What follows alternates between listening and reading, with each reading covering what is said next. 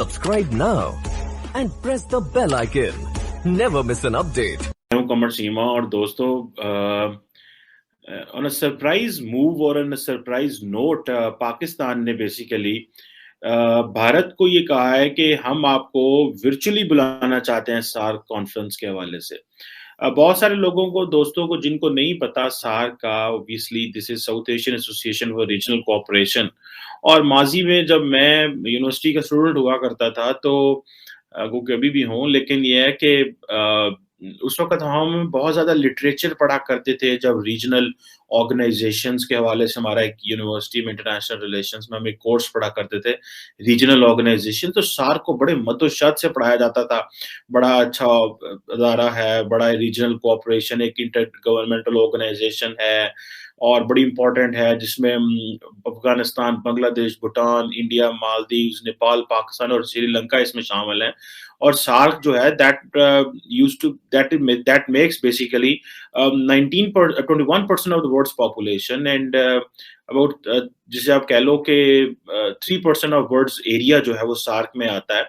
और अच्छी भली इकोनॉमी भी कुछ समवेयर अराउंड 4.2% और 3% जो है वो ग्लोबल इकोनॉमी भी यहाँ पे है एज ऑफ 2019। और दूसरा ये है कि इस सार्क में ये था कि एक अच्छा था कि ये छोटे ममालिक यानी कि ढाका में बनी, काठमांडू में इसका सेक्रेटेरिएट है और रीजनल और इंटीग्रेशन की बात करती है।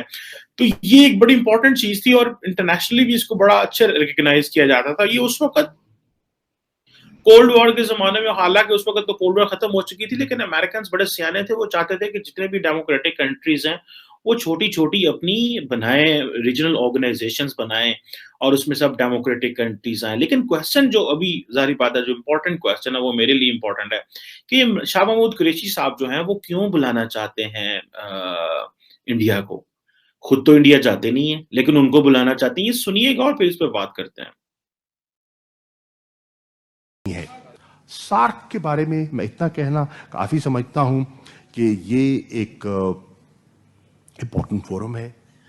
इस फोरम की अहमियत से पाकिस्तान पूरी तरह वाकिफ़ है। बदकिस्मती से हिंदुस्तान ने इस फोरम को अपनी जिद की वजह से उन्होंने इस फोरम को डिसफंक्शनल करके रख दिया है। वो इस्लामाबाद आने को तैयार नहीं है, हिचकिचाहट है उनको।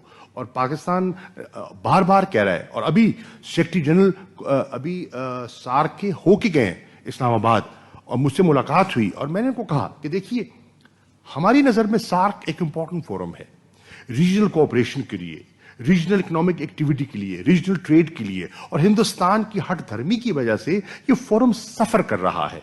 अगर हिंदुस्तान नहीं आना चाहता तो अब तो नए जराए आ गए, हम दावत देते हैं। मैं रीइटरेट करता हूं invitation to all SAARC members, and Pakistan is willing to host the 19th SAARC summit in Islamabad.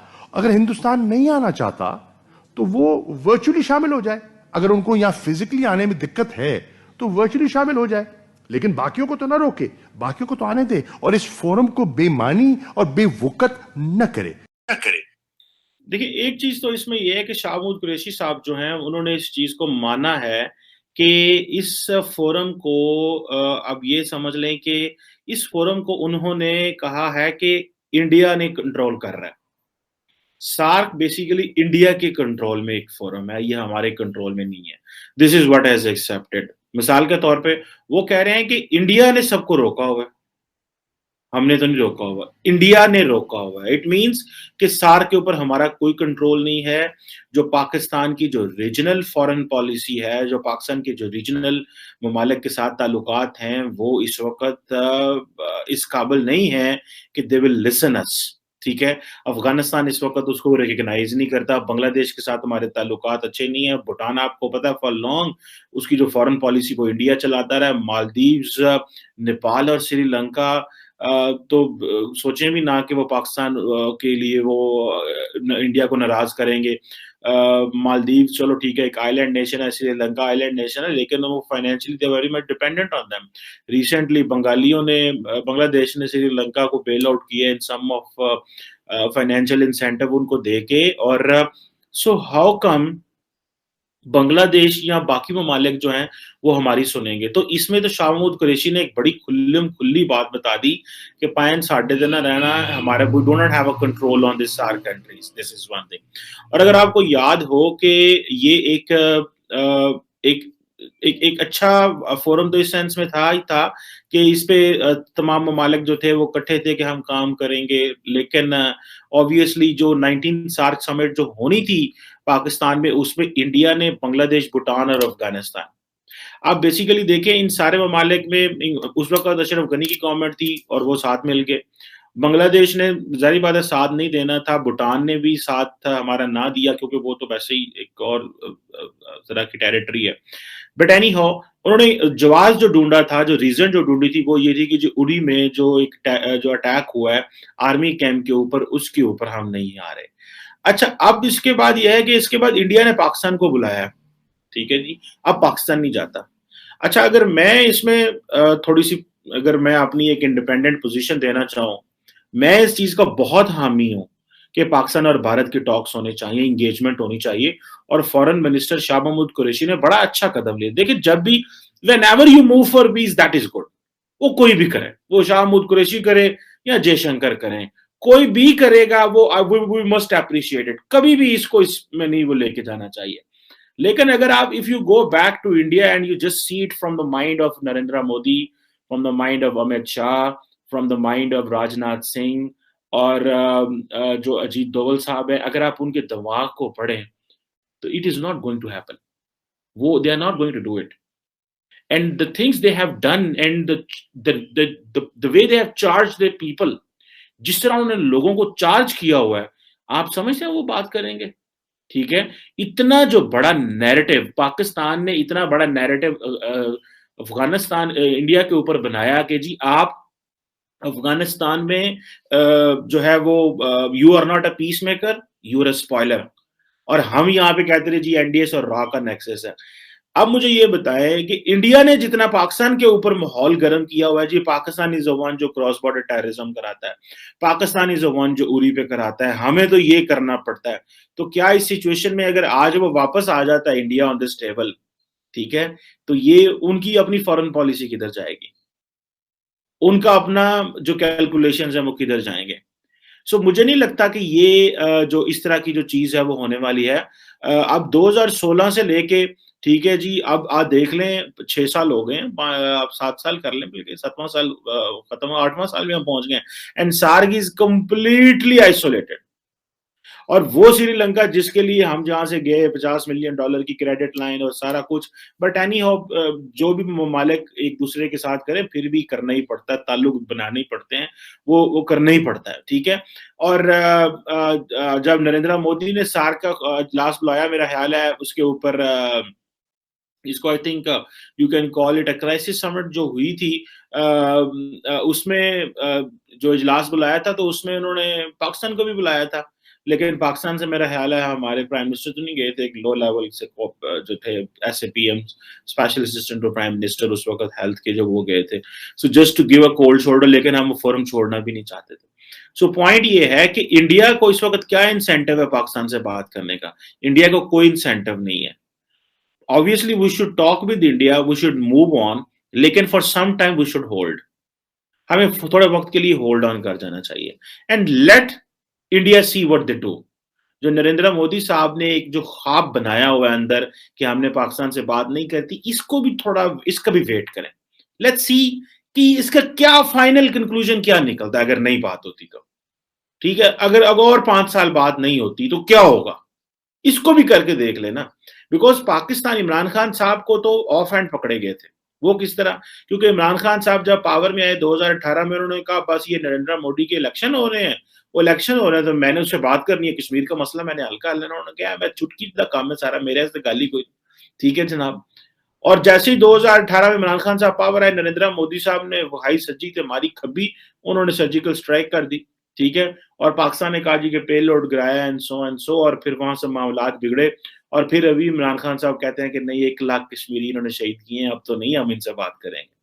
So it means कि हमारी कोई पॉलिसी एंड अप्रोच नहीं है, वी आर जस्ट जैसे नी जर्क रिएक्शंस देते हैं हम, उन्होंने ये कर लिया। देखें, ये जो स्टेट के लेवल से सोचना चाहिए, we must think from a level of a state, we must not think from level, ये घंटों के हिसाब से पोजीशंस नहीं बदलती स्टेट की।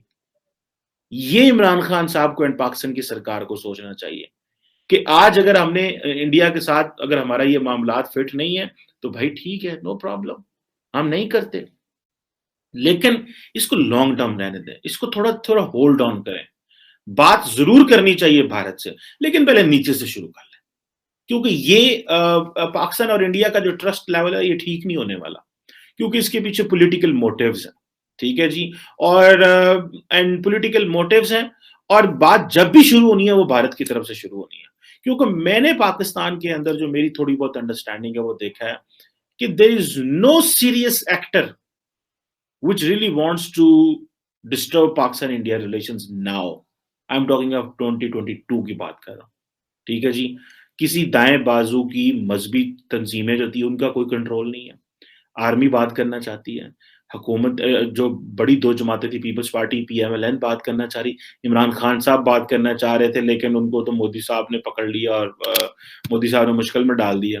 बल्कि उल्टा तो मोदी साहब ने वो तो अपोजिशन के लिए आप रोज बिस्ती करती है इमरान खान की, तू तो गल्ला करदा सा ਉਹਦੇ ਨਾਲ, तू तो टेलीफोन का इंतजार करना है, तू तो फोन करदा सा, वो तो तेरा फोन नहीं चुकता, ठीक है। This is how the opposition deals Imran Khan साहब को व्हाइल डीलिंग विद इंडियंस, ठीक है जी। सो ये जो चीज है इसको होल्ड ऑन कर लें थोड़ी देर, देखें इंडियंस क्या करते हैं, wait for the last time, 5 साल और ठहर जाए, कुछ भी नहीं, कियामत नहीं आनी, ठीक है। आपके if you really want to grow, आपके पास एक चॉइस है और वो है चाइना, ठीक है, चाइना के साथ काम कर लें, बट इंडिया से बात जरूर करनी है, डायलॉग भी करना है, इंगेज भी करना है, उनसे काम भी करना है उनके साथ, ठीक है।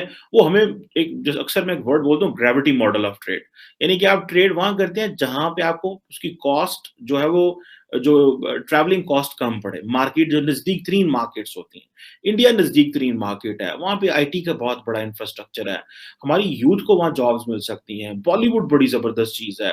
एट द मोमेंट जो नरेंद्र मोदी साहब ने वहां पे एक टेम्परेचर बढ़ा किया हो ना, वो अभी एक उबाल है उसके ऊपर।